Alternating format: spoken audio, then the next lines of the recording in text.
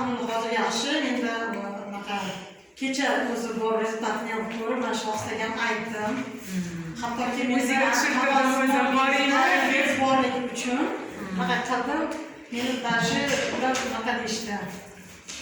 Tugunli buqoq deyishgan. Tugul bor dedi. Menga 3-5 millimetr dedi. Kecha bor o'sha. Tugun bo'lganda ya. Tugun bor. Buqoqda 3-5 millimetr dedi. Razmerni ham deyapman. Mana hozir ahamiz kecha o'zi ko'rib vrach aytyapti. Nima bo'lgan men bilmayman, tushunmadim. Yo'q, men anglashmovchilik bo'lgandir deyapti.